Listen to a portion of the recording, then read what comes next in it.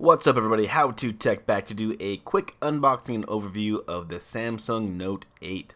So I got this bad boy today, and in its original box, it barely fits in my normal camera frame. Most boxes have about an inch or so around the camera area, so this is going to be a nice large phone, or at least a nice large box.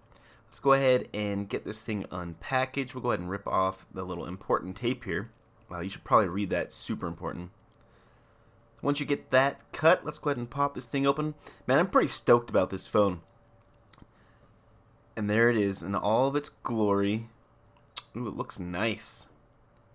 So this is the all black device. I was not a big fan of the Orchid Gray if you watch my Orchid Gray S8 video, so I was not going to get that one again. So we have our return sticker, a new SIM card, our standard packaging inside here. I wish they'd throw in a sticker. I don't know why. I just want a Samsung sticker. It's not that much to ask for. Apple does it. Come on. Anyways, we have our fast charge wall brick.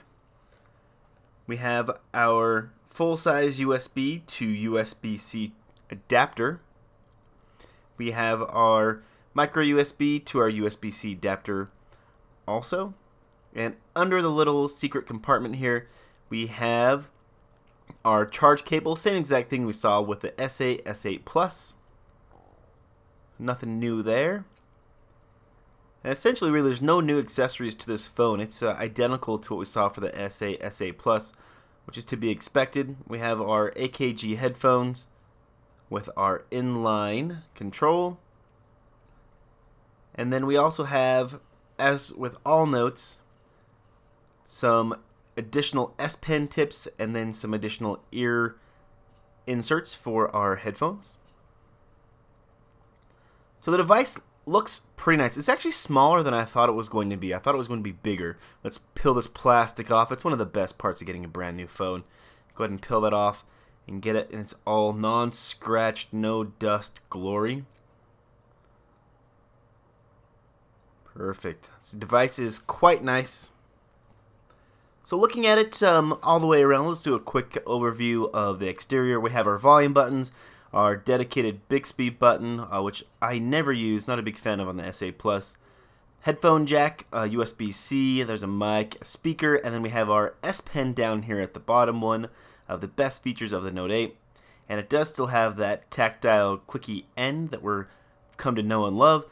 And by now I'm sure they've fixed the don't stick your pen in backwards issue. I'm not going to go ahead and try that, but just something to be aware of. Power button on this side. And the top up here, you can see we still have a couple antenna lines. They're a little bit more of a grayish color. We have our SIM card, micro SD card slot here. Let's pop this out and see if it's the same as the previous two models, which it is. So SIM card at the bottom, SD card at the top. You can expand the storage on this, which is also pretty awesome. On the front here, you can see all the sensors up top, our earpiece speaker, our nice curved edges. It's a little bit more curved. It's a little bit more boxy than the S8 Plus also. It doesn't have that same rounded corners on the top and the bottom, and it seems like the glass is curved slightly more as well. On the back, we have our dual rear cameras, flash, our fingerprint sensor up here at the top as well. And I know everybody hates the logos on the back that lives outside of the US. I'm not really sure exactly why, but they are a little bit more muted on this phone. So if I'm just holding the phone normally, I can reach it. If I'm going to be holding it from the bottom portion, it's quite a stretch to get my finger up there to the fingerprint unlock. All in all, I think the aesthetics of this phone are quite pleasing. It is a pretty nice looking phone. Let's start talking specs. So this phone has a 6.3 inch display, 1440 by 2960, Super AMOLED. It does have Gorilla Glass 5, which I have not been super impressed with since I broke my S8 Plus. I'll show you that here in a few seconds. It's a sad, sad day. We have a Snapdragon 835, 6 gigs of RAM. You can expand the storage up to 256 gigs. The battery on this phone is 3,300 milliamp hours, but with that Snapdragon 35, you should see less consumption, so you shouldn't see much of a difference compared to the S8 Plus, but something to keep in mind. It is IP68 certified, so that's dust and waterproof, up to 30 minutes for 1.5 meters. The rear of the phone does have rear-facing cameras, dual rear-facing cameras, both with OIS, and you do have this live focus thing, which I'll show you here in a second, which actually is pretty cool. You do have Type-C charging, so USB-C charging, which does give you the fast charge there as well, which is also pretty awesome. 8 megapixel shooter on the front, which will do 1440 at 30 FPS, so not bad for a front-facing camera as well. The video on the back, you can get 2160 at 30 FPS. It does also have Bluetooth 5.0, so you can stream to stereo devices as well, which is pretty awesome there also. So a couple comparisons here, just against this S8 Plus. You can see how sad it is that I broke my S8 Plus. First phone I've ever broken, so that's got to say something to you. It broke in my pocket. Just doing a quick size comparison, really not much of a difference here. I mean, you can see that the Note 8 is slightly taller. When it comes to the width of the devices, they're almost identical. You don't see much of a difference there also. And sitting on top of each other, you can't really tell much of a height difference, although the Note 8 is slightly taller. Now, some of the coolest features about the Note 8 are with the S Pen. So one of my favorite is just the screen off memo. I do take a lot of notes. You gotta write stuff down real quick, so it's nice just to pull it out and write something on the screen versus having to take a picture or text yourself a note on the interior. You can just save it in the notes, and I'll actually give you a pop-up reminder here under the notifications showing you your note. So that's pretty awesome as well. It does have a new translate feature, so if you're going to recipes or websites where you need a quick translation, up here at the top you can change the language. And we're just going to go to a quick Brazilian site here and see if we can't translate some Portuguese. One thing to note is when you have it in translate mode, you can't click on it with the S Pen, but when you hover your S Pen over the word, it'll actually select it and tell you what it means. So projeto means project. You can click into a dictionary. Also going back, if you hover over it, you'll see that there's a little speaker icon. It'll actually pronounce their word for you. Projeto. Which is actually pretty cool. So if you don't know how to pronounce it, you can try to click that little speaker Galo. And figure out how to pronounce the word, which I thought was pretty cool. So this is one of the more handy features that I've seen with the S Pen itself.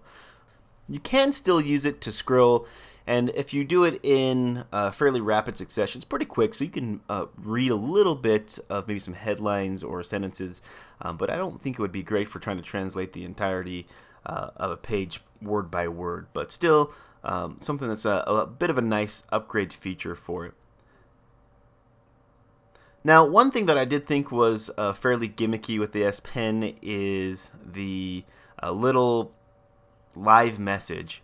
You can change the background, you can change the color of this as well, and essentially you're making animations that you can send to people. Now, if you're super adult and you have super adult friends like I do, I'm not sure this will come in that handy. But if you do have childish friends, you could draw some memes on here, send them some notes, something really inappropriate in a business meeting as well. So that might be kind of fun. There's a little status bar at the top that shows you how much you can actually draw before it runs out of space. So something to keep in mind. It does take some time to process the image once you've completed it as well. So you would have to wait for that to actually process the actual animation before you can send it. Now, I don't know, maybe some people think this is pretty awesome. I don't know, it seems fairly gimmicky to me, but in the end, you could send some memes to your friends using it as well. Put a comment down below if you know who this little guy is. You can click the share. You do get your standard share menu here as well of who it'll pop up with and what you can do with it. Now, the one coolest feature that I thought with this was this live focus. Now, choosing live focus where you're taking a picture, and after you've taken a picture, you can actually change the blur of the photo itself. So essentially it's using both of the two cameras to do this, and you can see how much of the blur distance is in the back. It can be a little bit tricky based upon the distance you have to stand away from the person which you're shooting, but I've got to say that this is really, really cool. So in the end, I'd say the Note 8, probably my favorite phone of the year so far. You do get great features with it. It does cost you an arm and a leg though. Oh my god.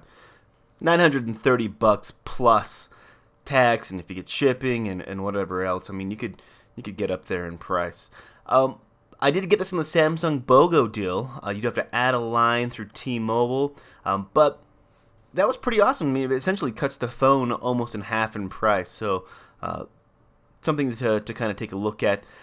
If you enjoyed this video, hit that thumbs up button, subscribe, share this out to your buddies, your friends, whoever. And as always, thanks for watching. Catch you in the next one. Peace.